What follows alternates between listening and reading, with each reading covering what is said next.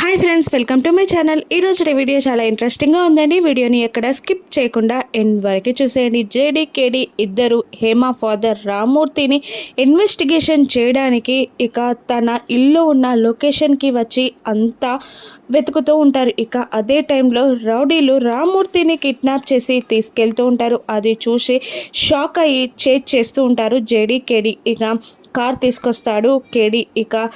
కేడీ ఇలా అంటుంటాడు, వాళ్ళు ఎంతో దూరం వెళ్ళుండరు జేడీ, పట్టుకుందాం అని అంటుండగా అది కుదరని పని. ఇక్కడ గల్లీలు చాలా ఉన్నాయి, ఇక మనం వాళ్ళని చెయ్యలేము. కంట్రోల్ రూమ్కి కాల్ చేసి అన్ని సీసీ కెమెరాస్ని యాక్సెస్ చేసి ఆ కార్ని ట్రేస్ చేయమని చెప్పు అనగానే కేడీ అలాగే అంటూ ఉంటాడు. ఇక జేడీఏ స్వయంగా కాల్ చేసి కార్ నెంబర్ చెప్పి ఆ కార్ ఎటు వెళ్తుందో నాకు అప్డేట్ కావాలి, ట్రాఫిక్ సిగ్నల్స్ అన్నీ యాక్సెస్ చేసి కార్ ఎటు వెళ్తుందో మానిటర్ చేయండి అని అంటుండగా అలాగే మేడం అని అంటారు వాళ్ళు. ఇక జేడీకేడీ ఇద్దరు హేమ వాళ్ళ మదర్ని ఇన్వెస్టిగేషన్ చేయడానికి వెళ్తారు. ఎవరు మీరు అని అడుగుతుండగా మేము పోలీసులం అని చెప్తారు జేడీకేడీ.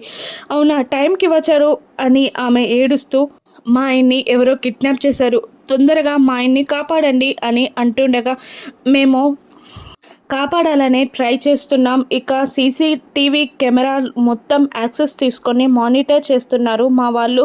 మిమ్మల్ని హేమ కేసు కోసం ఇన్వెస్టిగేషన్ చేయడానికి వస్తే ఆ కిడ్నాప్ని మేము చూసాం అని అంటుంటారు జేడీకేడీ. అవునా, ఏంటి చెప్పండి అని ఆవిడ అంటూ ఉండగా మీరు ఏడుస్తున్నారు, బాధపడుతున్నారు, మాకు అర్థమవుతుంది, కానీ కొన్ని విషయాలు అడగక తప్పదు అని అంటూ హేమ ఎలా చనిపోయిందో మీకు తెలుసా అని అడుగుతుండగా నేను ఆ టైంలో అక్కడ లేను మేడం అని అంటుంది ఆవిడ. అవును, ఆ రోజు మీ వారి అకౌంట్ నుండి కళ్యాణ్కి 25 లక్షలు ట్రాన్స్ఫర్ అయ్యాయంట అని అంటుండగా ఈవిడ టెన్షన్ పడుతూ ఉంటుంది. నాకు దాని గురించి ఏం తెలీదు మేడం అని అనేస్తుంది ఆవిడ. మీకు తెలుసని నేను అడగలేదే, మీరు ఏ విషయమైనా దాచిన కొద్దీ మీ ఆయన గారి ప్రాణానికే ప్రమాదం అని జేడీ అంటూ ఉండగా చెప్తాను మేడం, చెప్తాను. ఆ రోజు కళ్యాణ్ మా ఇంటికి వచ్చాడు, మా ఆయన బెదిరించాడు, నా బిడ్డని వదిలేయడానికి నీకెంత కావాలి అని అడగ్గా 25 లక్షలు ఇస్తే హేమ జోలికి రాను అని కళ్యాణ్ అన్నాడు.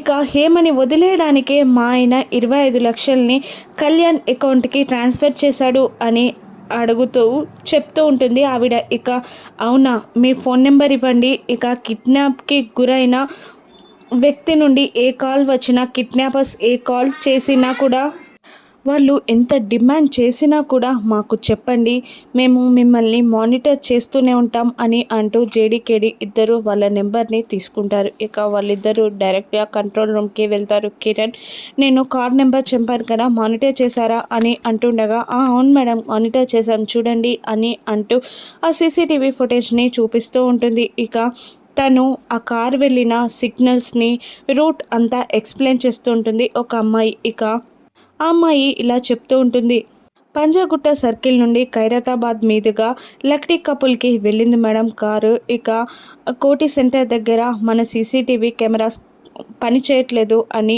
అంటుండగా మిగతా రూట్స్లో వెళ్ళడానికి ఛాన్స్ ఉందా అని జేడీ ఆలోచిస్తూ ఉంటుంది. ఇక మిగతా చుట్టుపక్కల ఉన్న షాప్లో సీసీటీవీ కెమెరాస్ యాక్సెస్ చేశారా అని అంటుండగా క్లారిటీ మేడం లేదు మేడం అని కిరణ్ అంటూ ఉంటాడు. ఇక ఒక్కసారి ఆ సీసీటీవీ ఫుటేజ్ చూపించండి అని అంటుండగా చూపిస్తుంది ఆ అమ్మాయి. ఇక దాన్ని తీక్షణంగా చూస్తుంది జేడీ. ఇక ఒక్క నిమిషం మళ్ళీ రిజ్యూమ్ చేయి అనగానే మళ్ళీ రీప్లే చేస్తుంది ఆవిడ. ఇక జూమ్ చేయి అని జేడీ అంటుండగా ఇక తను జూమ్ చేస్తుంది. ఇక అది చూసి షాక్ అవుతూ ఉంటుంది జేడీ.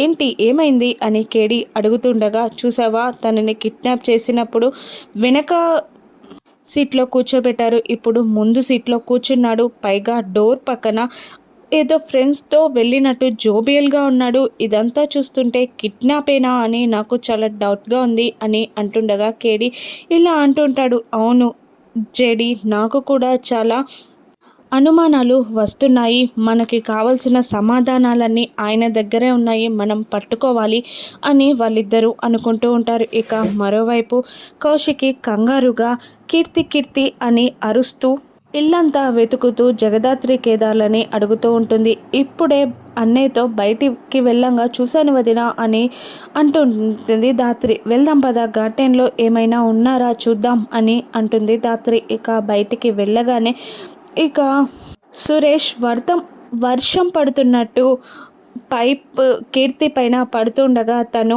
ఆనందంగా హ్యాపీగా వాటర్తో వర్షం పడుతున్నట్టు వర్షంలో ఎంజాయ్ చేస్తున్నట్టు ఆడుకుంటూ ఎగురుతూ ఉంటుంది కీర్తి. అది చూసి ధాత్రి, కేదార్, కౌశికి ముగ్గురు సంతోషపడిపోతూ ఉంటారు. ఇక ధాత్రి ఇలా అంటూ ఉంటుంది, చూసారా వదిన, ఒక్క రోజులో కీర్తి ప్రపంచం ఎంత అందంగా మారిపోయిందో అని అంటూ ఉండగా ఇక ఈ అందమైన ప్రపంచం నుండి తానే వైదొలిగాడు అని అంటూ ఉంటుంది కౌశికి. ఇక ఎంత పెద్ద తప్పు చేసినా జీవితాంతం పడే శిక్షణ అని ధాత్రి అడుగుతూ ఉండగా అవును, అతను మా జీవితాల్లో ఉంటే మాకు సంతోషం అన్నదే ఉండదు, తప్ప ఒప్ప అన్నది తర్వాత, మేము బాధపడ్డామన్నది నిజం అని కౌశికి అంటుండగా ఇక కేదార్ ఇలా అంటుంటాడు, కాదక్క, తండ్రి లేక నువ్వు ఉండి ఎక్కడున్నాడో తెలియక నేను అనుభవించిన బాధ నీకు నాకు మాత్రమే తెలుసు, పాపం కీర్తికి ఆ బాధ ఇవ్వద్దక్క అని కేదార్ అంటూ ఉండగా ధాత్రి మళ్ళీ ఇలా అంటూ ఉంటుంది, కాదు వదిన, మిమ్మల్ని తగ్గమనట్లేదు, ముందులాగా ఉండమని నేను చెప్పట్లేదు, కానీ కీర్తి కోసం మీరు దిగిన ఒక్క అడుగుని మీ పెళ్లి బంధాన్ని నిలబెట్టుకోవడానికి యూజ్ చేసుకోమని అంటున్నానంతే అని అంటూ ఉంటుంది ధాత్రి. ఇక వెళ్దామా కీర్తి అని సురేష్ అడుగుతుండగా ఇక సరే అంటుంది కీర్తి. టవల్ కప్పుకొని సురేష్ కీర్తిని తీసుకొస్తుండగా వీళ్ళని చూసేస్తాడు. ఎండలో స్నానం చేయాలి అంటుంటే ఆడిపించానంతే కౌశికి అని సురేష్ అంటూ ఉంటాడు. ఇక కౌశికి ఇలా అంటూ ఉంటుంది కీర్తిని, ఎండలో చాలాసేపు ఉండొద్దమ్మా, వెళ్దాం పదా అని అంటుండగా సరే అంటూ కీర్తి వస్తుంది. ఇక అమ్మ జగదాత్రి, నాకు కాస్త కాఫీ ఇవ్వా అని సురేష్ అడుగుతూ ఉండగా ఇక ఇదంతా దూరం నుండి గమనిస్తున్న వైజయంతి, నిషికాచి అలాగే చూస్తూ ఉండిపోతారు. ఇక వైజయంతి ఇలా అంటుంటుంది, ఇప్పుడు చూడమ్మి, కాఫీ అవసరం లేదు అని సురేష్ని అవమానిస్తుంది కౌశికి అని వైజయంతి అంటూ ఉంటే మరోవైపు కౌశికి ఇలా అనేస్తుంది, జగదాత్రి నువ్వు కీర్తిని తీసుకెళ్ళు, నేను కాఫీ తీసుకొస్తాను అనగానే ధాత్రి, కేదార్ ఇద్దరు షాక్ అవుతూ ఉంటారు. సురేష్ హ్యాపీగా ఫీల్ అవుతూ ఉంటాడు. వైజయంతికి అయితే షాక్ తగిలినట్టు అవుతుంది. ఇక ఏంటి వదిన, మీరు కాఫీ పెడతారా అని ధాత్రి అడుగుతూ ఉండగా ఇక సైలెంట్గా ఉంటుంది కౌశికి. ఇక వైజయంతి అక్కడికి వచ్చి, ఏంటమ్మి నువ్వు కాఫీ పెట్టడం ఏంటి,